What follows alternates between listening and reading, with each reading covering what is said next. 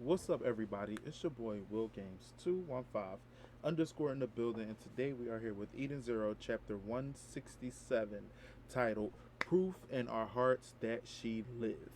Last chapter, um, the lovely great witch sacrificed herself to protect the Eden Zero, and it hit home because we've been traveling with Witch since the beginning of the series almost. And she's like the mother figure of the crew. So to lose her this far in the story is great writing by Mishima, but sad as well because it's going to be like, dang, we're not going to see her no longer in the story. Maybe flashbacks, but not in the current timeline. Um, this is also leading me to believe that Rebecca will take her spot also. So that's just how I feel, since it's just so ironic how she wanted to train Rebecca and how she took her under her wing almost, and it's like I feel like that was set up by Mishima, which was pretty good to set up that storyline.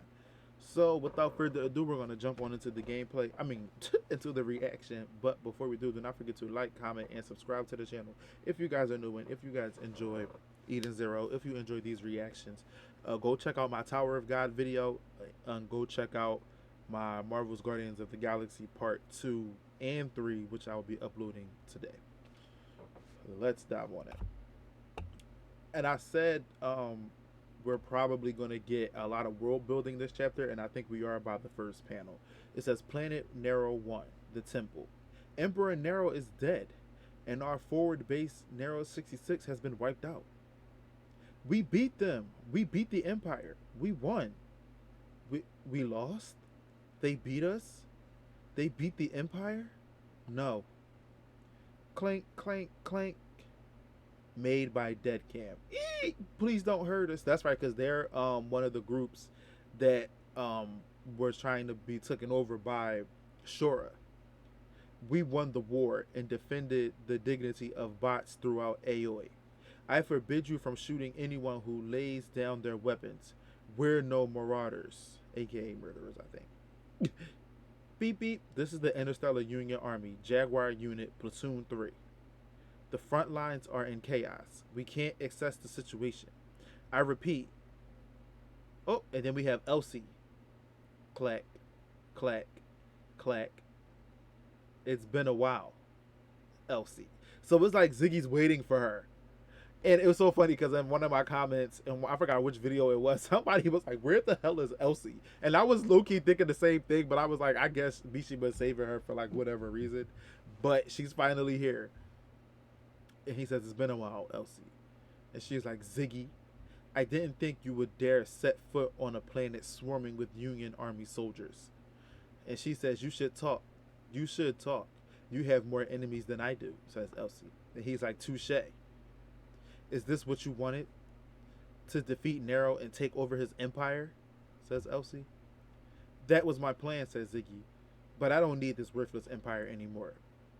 Shiki made the wrong choice. The grand circle of fate I had expected to complete has been broken. Even I can't predict what will happen now that World 31 has begun." What? So he knows about Rebecca's abilities? Wow. Shiki, number 31. What are you talking about? You don't need to know. This is like really giving me Ziggy is Shiki vibes from the future, bro. Like, I don't know why. From like a different world. Like, I don't know why. Like, this is the vibe that I'm getting. Humankind will eventually be destroyed. That future has not changed. Because I will slaughter the entire human race. And she's looking at him. "I like this new look I see in your eyes, Elsie. I'm wounded, you know. If you try it now, you might actually manage to kill me." And she looks down. "Are you really the Ziggy I knew? The one who rescued me drifting in space and took me in as family?" The strong, kind, funny Ziggy I knew. Are you really him? If you had died then, you wouldn't have all this mental anguish, would you? Wow. You saved my life once, so I will not take advantage of your injuries now. And then Ziggy says, you're foolish to let this chance go.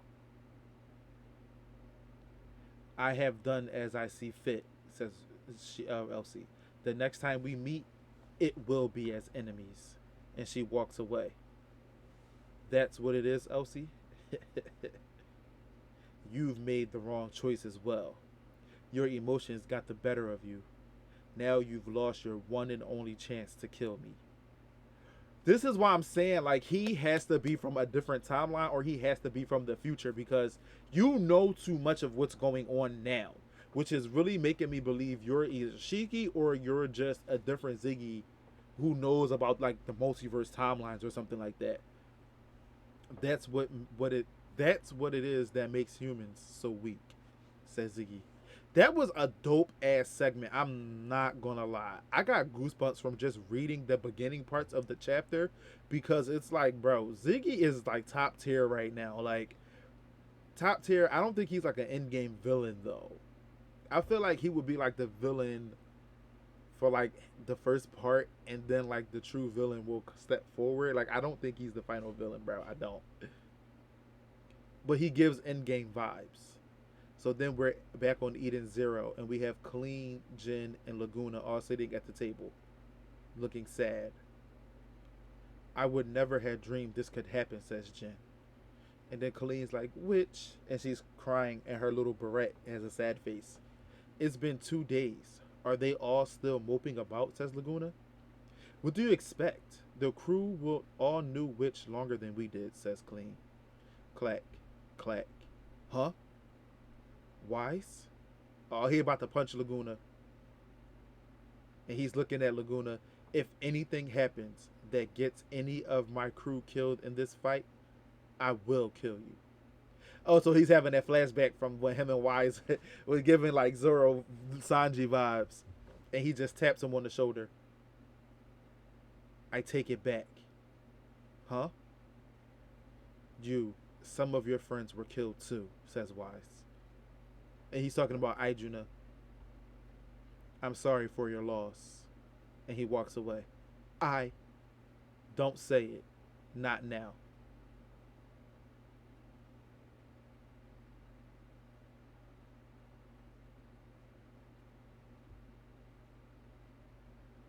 It's tough, man. This is a sad chapter. Like, I'm really like I'm so emotional right now.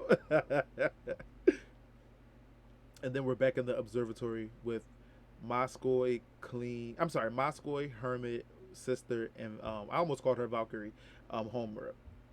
And then we have Sister. She says, first Valkyrie, now Witch. Another one of the four shining stars is gone. So will it be me or Hermit next? Says Sister. Don't talk like that, says Moscow. It will make Wit sad to hear you speak in such a manner, says Homer. And she's about to cry. I still can't wrap my head around it. It doesn't make sense.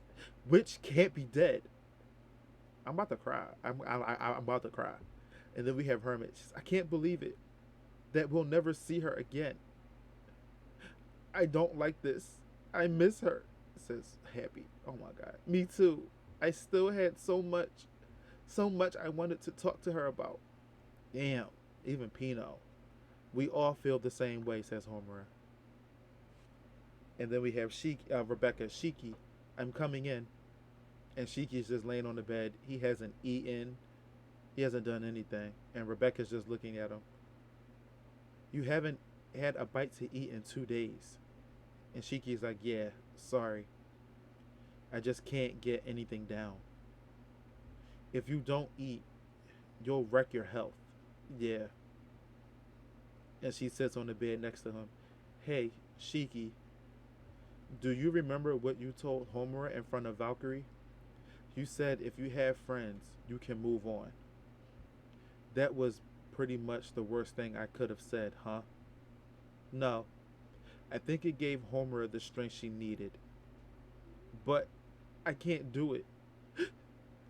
Which and he's having like all these flashbacks of which when he first met, when he first met her, when he made her bark like a dog, when she had on her battle dress. Oh, and then I forgot what this scene was from. I think this is from when they were on Red Cave. I keep seeing her face, hearing her gentle voice. I can't get them out of my head. I can't just forget all the good times we had together. Right, because you never should forget them, says Rebecca. Huh? How can you be so okay with this? Do I look like I'm okay? Huh? Of course I'm not okay. I've been trying to use my cat leaper power for days. Rebecca. I saw this panel on Twitter, but it didn't have any words. So she's been trying to go back in time at the risk of killing herself. This is some deep shit, y'all. Like, I'm trying not to curse as much, but this is some deep shit. Like, seriously. Seriously. Like, this is serious. Like, bruh. And Shiki's like, what? But I couldn't get us back to that moment. I dot dot dot. If you don't get back on your feet soon, I might literally wreck myself. I miss Witch too. We had plans to go shopping together. I'm sorry, Rebecca. I'm not sure I can do it right now, but I have to accept this. I have to accept the death of my friend, the proof that she lived. After all, we're family. And that's the end of the chapter.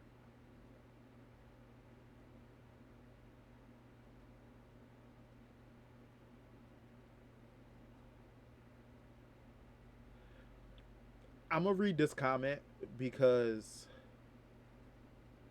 this comment is real shit. It says, as sad as all this is, it really does feel like Hiro Mishima is talking directly to us, the fan base, reaffirming that characters will stay dead. With all that said, I had a feeling Witch would die once I noticed all the pinups of her before every chapter. It was kind of like he was letting us know, like, he didn't want her to die the way against Shora. He rather her go out like a hero, and that's what she did, protecting her crew. And then they have a panel of Rebecca, and it says, "My heart is shattered. I'm sad for Witch, but I'm super happy Creed is officially dead." Why does everybody hate Creed, bruh? Like, why? Why? It says somebody said Creed wasn't a bad guy. He means it's good that the death won't be undone because if it had, then it would have made the death itself cheap. Yeah, I agree. And then it got pictures of people crying. It says, "Damn, that's what happens to Rebecca's body if she uses Cat Leaper too much. Her body's literally breaking apart. I hope she'll stop trying before she really destroys herself. Hopefully, Mishima has a good replacement in mind for Witch, like in the case of Valkyrie with Homer. And I also hope neither of the remaining two original Starshines die. And other news, it's interesting to know that Ziggy actually knows about the worlds. He said World 31 has already started." Mishima's Ziggy, bro. I mean, Mishima. Ziggy is Shiki, bro, at this point. Like, he has to be. That theory I saw on Twitter, I'm about to start running with that because I'm starting to feel like it's true or he's just a multiverse Ziggy that knows everything. Because there's no way you just know all of these things.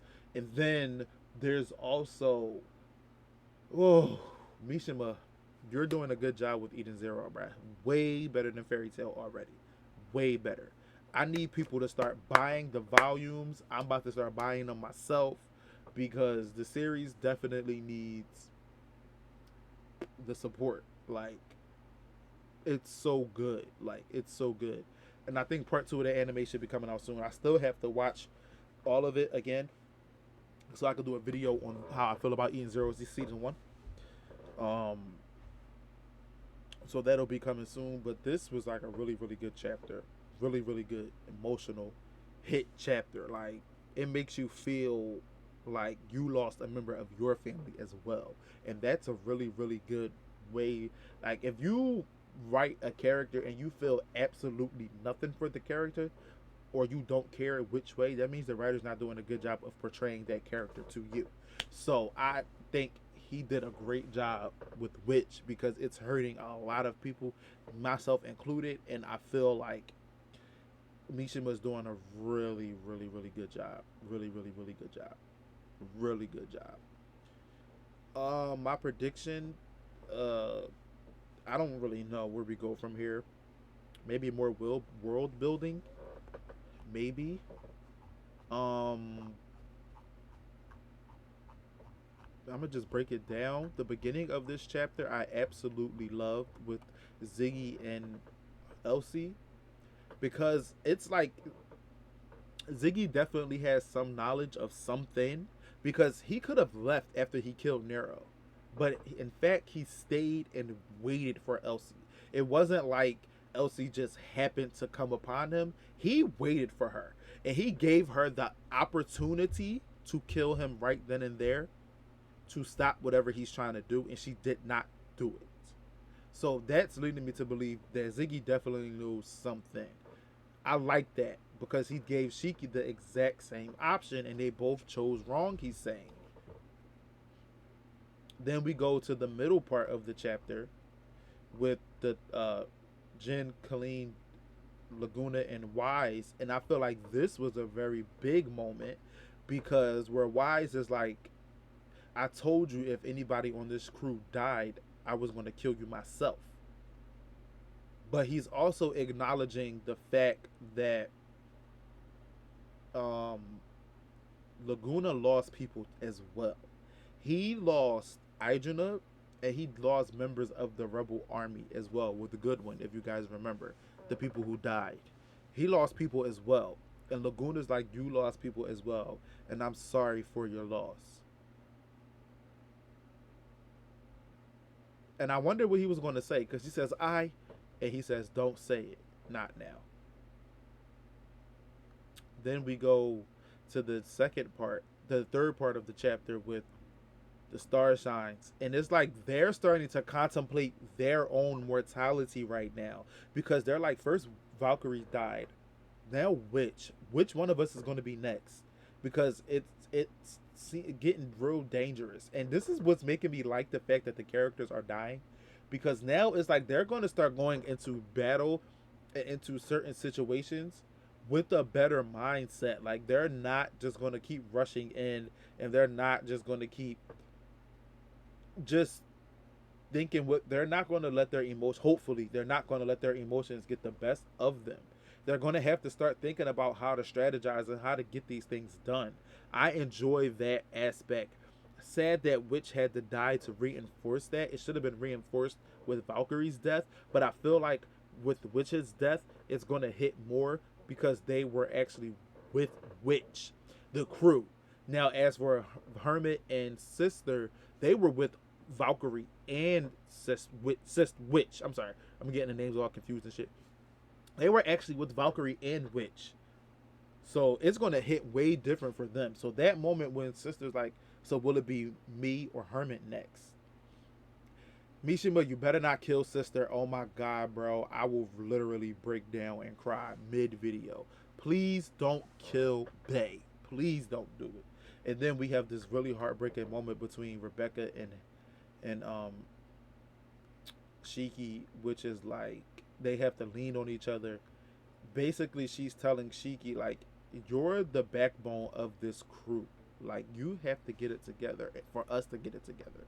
Like you're the leader, but it's also okay for you to grieve because you loved her as well." So very beautiful chapter. Like when you break it down, this was a really, really good chapter, bro. A really, really good chapter. I enjoyed it so much. But let me know in the comments down below what you guys think. Don't forget to like, comment, subscribe, share, all of those good things. Follow me on Twitter, WillGames215_YT to see when I'll be posting and when I'll be posting. And it's your boy Will Games 215, and I'm out. Peace, everybody. Deuces.